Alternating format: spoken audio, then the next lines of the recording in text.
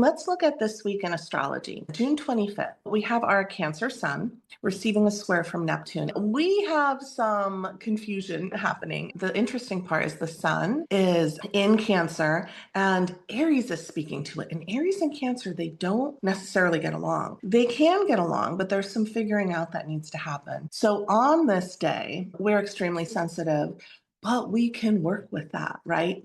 Feelings teach us things. Emotions can guide us in certain directions. So as the sensitivities come in today, really pay attention to what stirs your heart, what moves your heart. We can show up with great compassion today, great empathy today, but also we can take on other people's stuff. We can take on other people's emotional baggage. Boundaries are a huge practice today. Innately, we're going to want to say yes.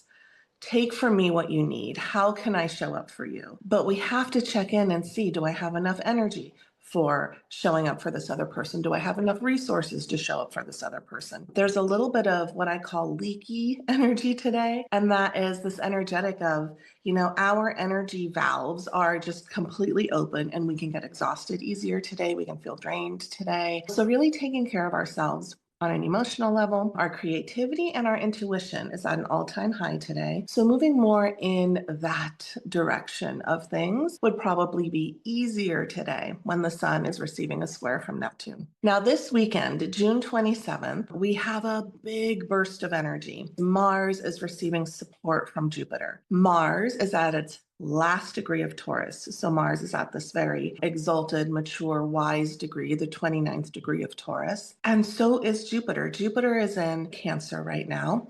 And it's also at the last degree, the 29th degree of Cancer. These are two very wise points coming together. It's like we have these bursts of energy because whatever Jupiter is speaking to, he makes it feel larger than life and he expands it.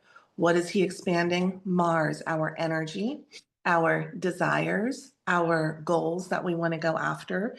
So use this energy this weekend to really look at what direction you want to move in.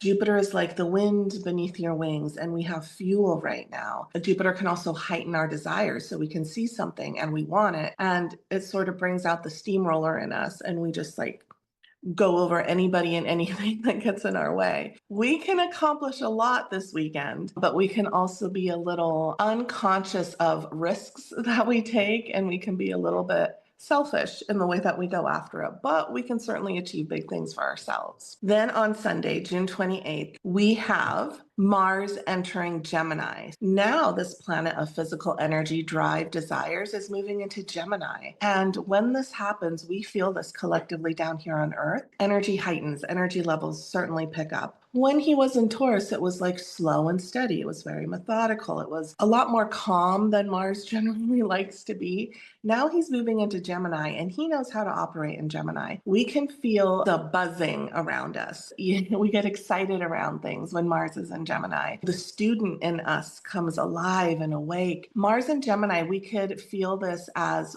we're totally multitasking. We're doing a million things at once. We have these bursts of energy, and that can feel really good to some people. If you were born with Mars in an Earth sign, it's sort of like you're holding on to things and you're trying to be grounded, but there's this real burst of scattered energetics in the air. And how do we work with that? We want a lot of information when Mars is in Gemini, and we move towards information. It's a beautiful time to take classes, courses, studies, read books. We're feeding the mind information for breakfast, lunch, and dinner with Mars and Gemini. We are speedy. We want to get up and we want to run errands. We want to be more social. This can help us get rid of any sort of laziness, or if we're feeling like couch potatoes, we can really tap into the Mars and Gemini and pull that in, embody it, and get these bursts of energy. It can be really, really helpful. All right, you guys, I will be back next week. Thanks for watching.